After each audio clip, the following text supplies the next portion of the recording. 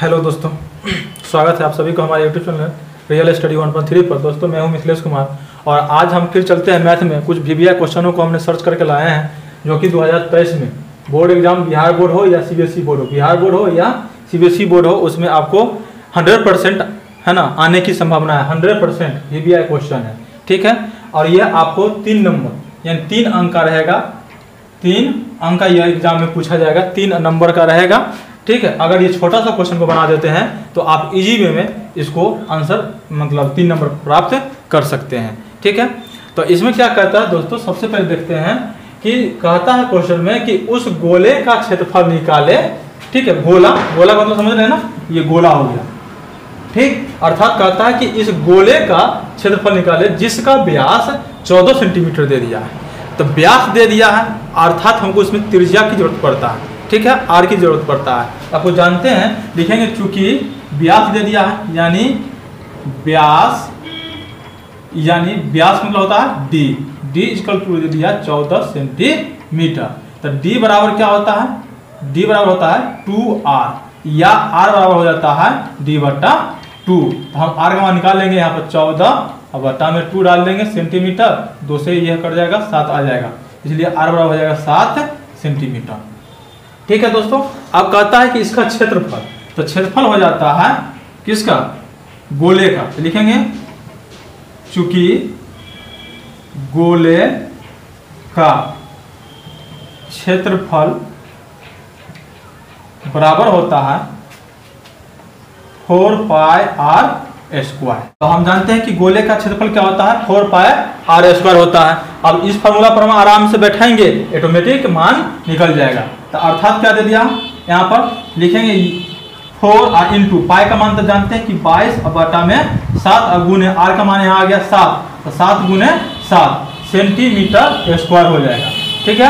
अब क्या करते हैं, हम इसको देखते हैं यहाँ पर क्या है कि ये 7 से ये 7 कैंसिल हो जाता है और यहाँ पर हम निकालते हैं क्या है कि 7 से 7 कैंसिल, बचता क्या है आपको, यहाँ पर बचता है 4 इंटू 22 और गुने 7 सेंटीमीटर स्क्वायर आ जाता है। अब हम सबको गुना कर देते हैं यहाँ पर, तो 7 चौक 28 यानी लिख देंगे 22 और गुने 7 चौक 28, ठीक है, 28 सेंटीमीटर स्क्वायर, ठीक।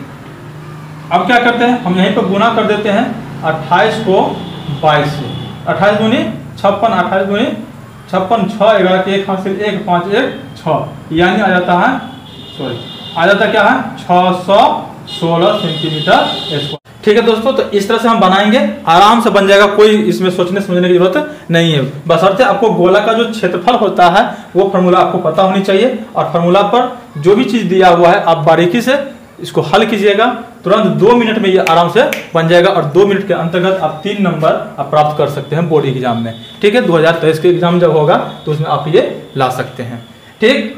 चलते हैं सेकंड क्वेश्चन पर, VBI क्वेश्चन सेकंड जो 2023 में पूछा जाएगा, ठीक है दोस्तों। आप ये वीडियो को लास्ट तक देखें, या वीडियो को अगर आपने सब्सक्राइब नहीं कर चुके हैं तो सब्सक्राइब जरूर कीजिएगा दोस्तों, ठीक है। सेकंड क्वेश्चन देखते हैं। अब सेकंड क्वेश्चन हम देखते हैं। सेकंड क्वेश्चन कहता है कि यदि साइन a बराबर दे दिया कि 4/7, तो कहता है कि tan a का मान ज्ञात करें, ठीक है। किसका मान, tan a का।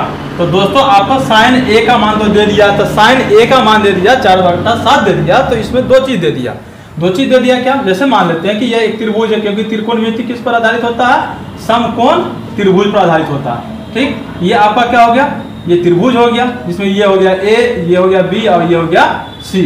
अब क्या कहता है कि sin a का मान दे दिया 4/7, तो इसमें होता है क्या, p/h होता है। तो p/h का मतलब क्या, p का मान दे दिया ये, ठीक है, p/h यानी p का मान दे दिया, p हो गया ये, b हो गया ये और h हो गया ये।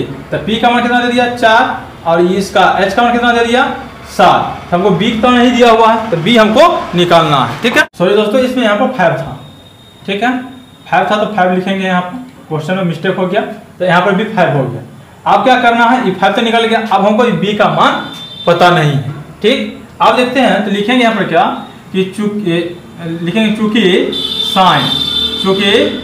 साइन थीटा बराबर होता है p/h, जहां पर क्या हो गया, p बराबर दे दिया कितना 5 और h बराबर दे दिया 7, ठीक। और b बराबर क्या हो जाता है, b यानी बेस, b बराबर वाट दे दिया।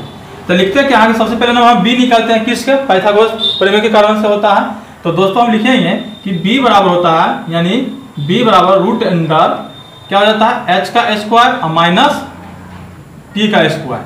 ठीक है, ये होता है। तो एच का मतलब कितना होता है 7, तो 7 का स्क्वायर माइनस 5 का स्क्वायर, 7 का स्क्वायर माइनस 5 का स्क्वायर, मिस्टेक हो जाता है, ये हो जाता है इसका रूट अंडर।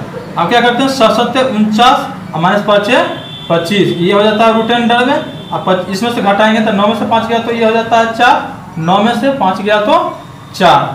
ठीक है, 2 में से 2 गया तो 2, रूट अंडर 24 आ गया। ठीक है, तो ये बी का मान निकल गया।